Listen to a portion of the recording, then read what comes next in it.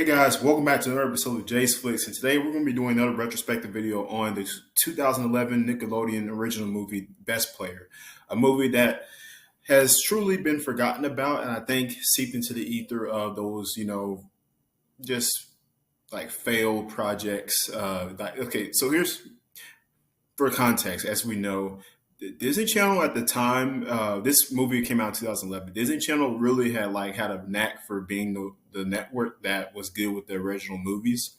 They produced a lot of good ones, like the Wizards of Waverly Place movie and High School Musical, and well, sort of, depending on who you are, the Cheetah Girls. So many movies, like so many good original movies that network produced. However, excuse me, guys, for that. Nickelodeon, not so much. This is why, like, if you could you tell me any original movie on Nickelodeon that you remember? You probably can't, right? And the reason for that is because they weren't good at producing those films. And they came out with one in 2011 called Best Player, starring iCarly's Jerry Trainor, who played the role of Spencer Shay, and Jenette McCurdy, who also played the role of Sam Puckett. So this film stars them as the two leads, and pretty much I feel like they just copy and pasted their like iCarly roles into this movie. Like Jerry Trainor's character Q is very Spencer like in this movie. Very clumsy and not very bright upstairs. He's got that man child behavior. Even lives with his parents in this movie, which we're going to get to in a second when we dive into the actual film. But just an overview. And I remember watching this movie when it aired, 2011 at the time. And I'm like, this is weird because I was used to seeing Nickelodeon drop original movies. And I was like, okay, we'll see what this is about. And it just sucked. It flat out sucked. But we're going to get into that and much more here on the show. But make sure you guys hit that subscribe button. Check us out here on Jay's Flicks. And we're also Apple Podcasts, Spotify. You want to check us out there as well. So Jay's Flicks. And yeah, without further ado, let's begin. So, like I said, Best Player, starring Jerry Trainor, Jenette McCurdy. This movie pretty much centers around Q, who is this big guy. He's basically this movie's version of Ninja, like this huge gamer in this world, and he's really good at video games, and he lives with his parents, and he works at like this Chinese place delivering food. So basically, in addition, your typical what you call bum lives in his parents' basement and is playing video games. So the prototypical version of that.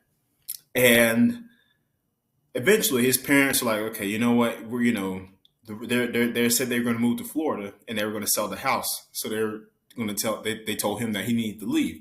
And this is when Quincy, or Q, as I'll just call him Q for the sake of time in this video. Q proposes this counter offer, say, okay, hey, I'll buy the house off of you.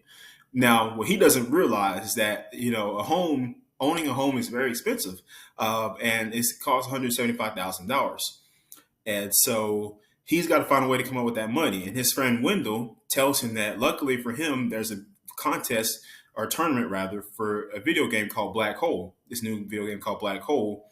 And knowing how good Q is at games, he told him to enter, and the prize was, of course, $175,500. Conveniently for him. And then he's like, okay, well, yeah, I'll get into this contest, I'll win, and I'll have some money left over. Not being aware that when you buy a house, there's still more expenses you have to pay, like bills, mortgage, and all this stuff. Like, you don't just buy a house and that's it. He doesn't realize that, being a full adult. But hey, I wouldn't expect him to. Because he lives in his parents' basement.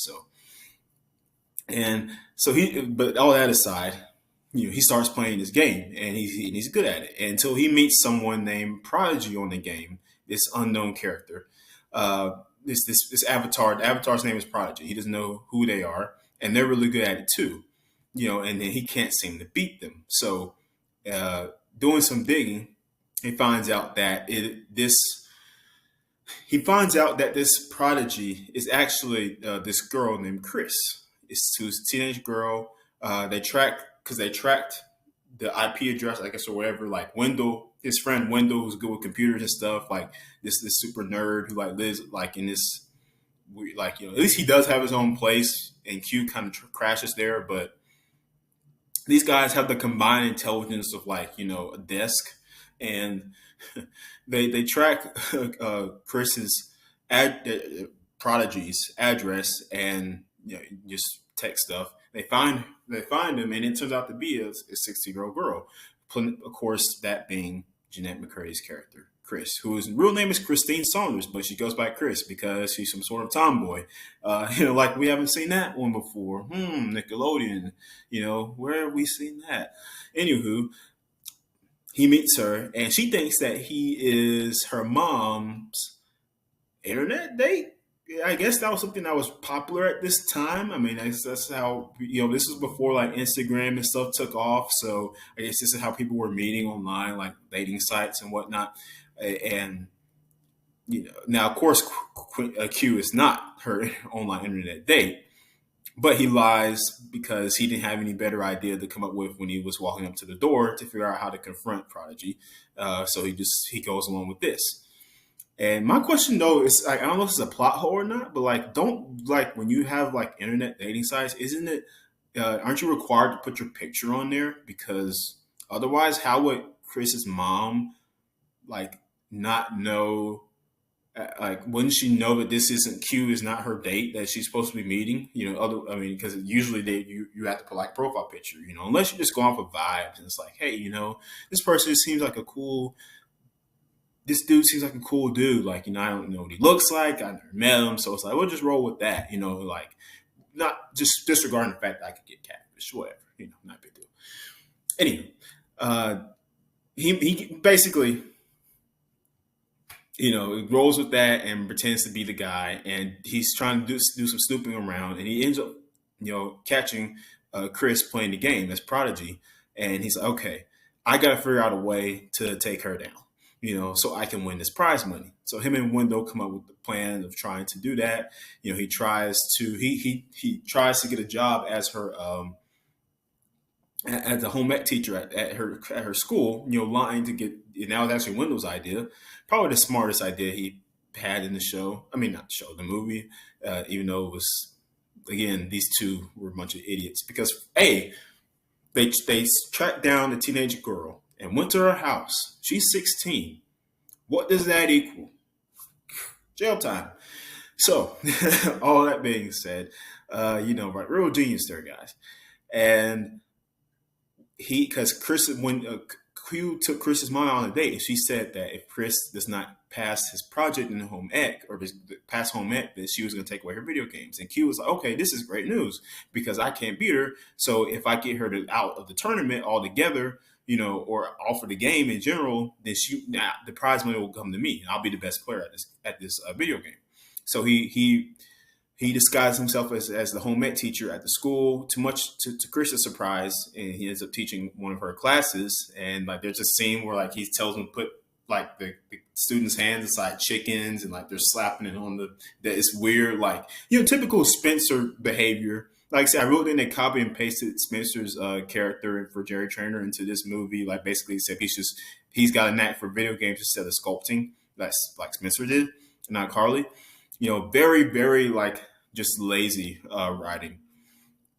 But again, Nickelodeon wasn't known for original movies, so can we really blame him here? Yes, we can. And that being said, we move forward with the plot. And that doesn't work, because when Chris ends up doing great on her project in the class, teacher ends up giving her an A, and she keeps video games. So Q's got to change his approach. So he decides to get her a date to prom. That way, because prom is on the same day as the video game tournament. So Chris does like this guy that is dating this mean girl, typical trope, the sports football guy, dating the most popular girl in school, anyway. But Chris likes him, but nobody else really likes Chris, except this one guy named Sheldon, who's like this, nerd guy. And Chris, like, every time Sheldon was talking, like, shut up. I'm like, this guy's actually, like, wanting to be your friend, and you don't have any friends, so wouldn't you, like, probably be nice to him? Just a thought. That's usually how it goes. Like if somebody doesn't have friends and there's a person that actually is trying to interact with them and intentionally trying to uh, form a positive connection with them, wouldn't you wouldn't you think that the other person would, be polite back to them, and like accept that? I don't know. Weird. Anywho, that being said, this movie really, like, guys, this movie, like, I think about it, it really just like was just like a vacuum of just like horrible writing. And the funniest thing probably that happened in this entire movie was like the principal getting like knocked in the face with one of those chickens from Q's lesson in the class. And that was like the entire thing. There was no humor. There was no, it had lacked substance. This film lacked any type of substance. Even DComs, even Disney Channel original movies had better substance than this. Like, and that's that we're talking about. Like this had none of that. It was just like a flat, like, it was like a Nick show without a laugh track for an hour and like 30 minutes. Not fun to be sitting and watching through. So that being said, yeah, he ends up trying to get her to go with Sheldon to the prom because he sees that Sheldon likes her. So he gets Sheldon to try for the football team. That doesn't work out for him. He ends up getting bullied by Dez from Austin and Alley. And, uh, you know, again, uh, I forget the guy's name who plays the guy that Chris likes. He's got a weird like French name. I can't even pronounce it. But the point being, he shows up. He's apparently on the football team because, of course, he is. Typical trope 2000s high school cliche. And she ends up, she becomes more interested in him than actually in Sheldon. Too much to Sheldon's disappointment. And it motivates him to go hard in football practice for only to get tackled and completely hammered by two other guys. uh, and the point being from there, Q changes his idea to get, the, Mr. Pretty Boy over here to go with Chris to the prom. And long story short, Chris finds out who Q really is, and her and her mom find out who Q really is, that he lied to them. And Chris is in the tournament, and she's determined to beat Q and get the money. And oh, shocker, Wendell, who's helping Q throughout all of this here, was tired of him playing flirty with Chris's mom, so he decided to use the time to train and practice black hole himself to get better at the game, so he can enter in the contest and win the prize money. And he kicks Q out of his house. Q doesn't have anywhere to live. And now Q's got to go up against his friend Wendell and Chris and whoever else is going to be in the tournament. We'll see that. We'll talk about that in a second. And it just turned into a big thing, And like my question, like throughout all of this is, Q is apparently this really popular person in the gaming community. So if Chris is so into video games, how did she not know who he was when he showed up on her doorstep near the beginning to like the middle of the movie? Because he's, like I said, he's the ninja of this universe. So it's like, essentially, so when a person who is prominent in gaming herself know who he is, apparently not. Maybe you could argue that she wasn't following the gaming discourse as much, or Q really wasn't out there like that as it was portrayed to be. Yet when he took them when Q posing as the teacher took his home ec class to a field trip on to an arcade, like he took him on a field trip to arcade, which is like doesn't make any sense.